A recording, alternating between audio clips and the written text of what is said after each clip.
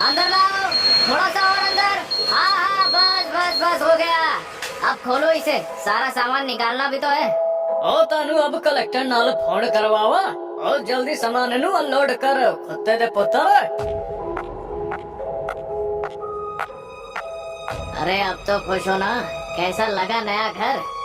ये सब एंटीक सामान है, खुश तो हो ना तुम? बहुत हो गई तुम्हारी बदमाशी। अब बाहर जाओ और खाने का सामान लेकर आओ, वरना तुम्हारे प्रोफेसर को भूखा ही वापस जाना पड़ेगा। अरे मैं तो भूल ही गया, आज प्रोफेसर आने वाले हैं। मैं अभी मार्केट से सारा सामान लेकर आता हूँ। विशाल के जाने के बाद रिया भी सीधे नहाने के लिए चली गई। रिया जब नहाकर वापस आई तो श्रृंगार करने के लिए उसने अपने शीशे से कपड़ा हटा दिया और उसके सामने बैठकर बड़े ही प्यार से संवरने लगी। रिया भी श्रृंगार कर ही रही थी कि अचानक उसने देखा कि उसका अक्स शीशे के अंदर से हाथ में खाना की उसे ही देने आ रही है। हाथ में खाना देख रिया ने सबसे पहले अपने आसपास देखा, लेकिन आसपास कोई नहीं था। फिर जब वो शीशे के पास गई तो शीशे में से दो हाथ बाहर और रिया को खाना दे दिया।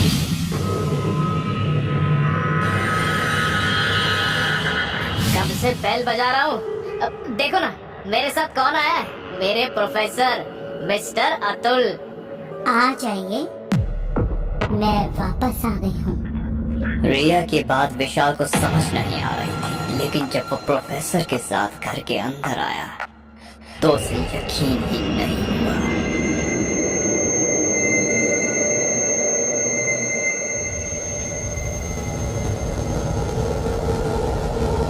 कि ये घर उसी का है। अरे वाह विशाल, तुमने तो अपने घर को महल ही बना दिया। अतुल घर के सामान को देख ही रहा था कि उसकी नजर शीशे पर पड़ी, जिसे देखकर उसके पसीने छूटने लगे। ये श्रापित शीशा यहाँ पर कैसे आया? तोड़ दो इसे, वरना विशाल ये तुम्हारे पूरे घर को खा जाएगा। अतुल शीशे को देख बगल से फूलदान उठाता है और गुस्से में शीशे की तरफ जैसे ही फेंक देता है, अतुल का ये द्वार खाली चला जाता है।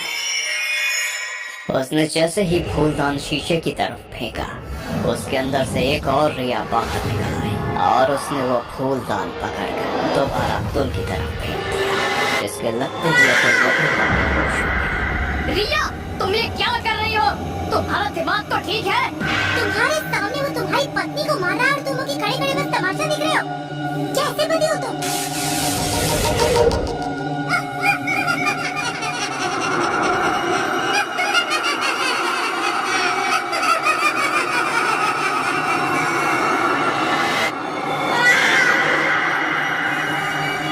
अगली सुबह जब विशाल की आंखें खुली तो उसने खुद को अस्पताल में पाया। उसने बस अभी होश संभाला ही था कि उसे पिछली रात को घटी वो वारदात याद आ गई, जिसके याद करते ही वो सही समय और प्रोफेसर को ढूंढने लगा। Professor, professor, professor Atul! तुम क्यों बवाल करता है? तुम जिसको ढूंढ रहा है वो दूसरे आईसीयू वार्ड में है। जाओ जाकर मिल लो। प्रोफेसर, मेरी पत्नी रिया को क्या हो गया? वो इस तरह से क्यों बर्ताव कर रही है? और मेरे जाने से पहले घर में इतना सामान तो नहीं था, फिर अचानक से वो झूमर, मूर्तियाँ, ये सब कहाँ से आ गई? क्योंकि विशाल, जो तुम्हारे घर में वो शीशा है वो श्रापित है। मिस्र की रानी का काला जादू शीशे में कैद है। जिस किसी शख्स की परछाई उस शीशे पर पड़ती है, उसकी परछाई उस शीशे में हमेशा के लिए कैद हो जाती है और वो मिस्र की रानी उसकी परछाई से कुछ भी करवा सकती है। तो क्या मेरी पत्नी की परछाई उस मिस्र की रानी ने शीशों में कैद कर ली है? हाँ, मगर जिस किताब में मैंने से पढ़ा था उसमें इसका तोड़ भी लिखा था। विशाल, अगर तुम अपनी पत्नी की परछाई को श्राप से मुक्त करना चाहते हो तो तुम्हें उस शीशे को तोड़ना ही होगा, वो भी जल्द से जल्द, क्योंकि बिना परछाई के तुम्हारी पत्नी ज्यादा दिन जिंदा नहीं रह सकती। मगर कोशिश तो आपने भी करी थी और इसीलिए तो आप यहाँ पर इस आईसीयू में पड़े हैं।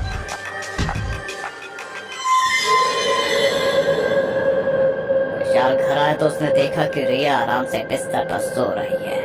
उसका फायदा उठाते हुए विशाल ने श्रापित शीशे को पहले बड़े कपड़े से ढका, फिर उस श्रापित शीशे को एक बड़े शीशे के सामने खड़ा कर दिया।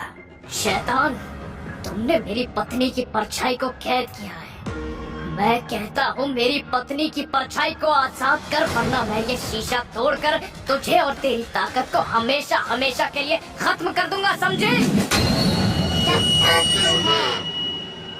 अरे हिम्मत है तो सामने आकर बात कर। कसम से मैं तेरी पत्नी की परछाई को तुरंत आजाद कर दूंगी।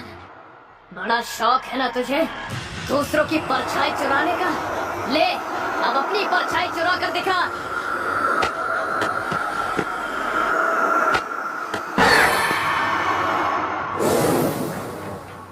हटाओ इस शीशे को मेरे सामने से, मैं कहती हूँ हटाओ से।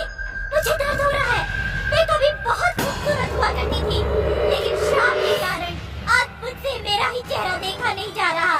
विशाल, मैं तुम्हारे हाथ जोड़ती हूँ, इस शीशे को मेरे सामने से हटा दो। मैं ये शीशा सिर्फ तभी हटाऊंगा जब तू मेरी पत्नी रिया की परछाई को उसे वापस करेगी। विशाल, मैं तुम्हारी बात मानने के लिए तैयार हूँ। लो, मैंने तुम्हारी पत्नी की परछाई वापस कर दी। अब जल्दी हटाओ।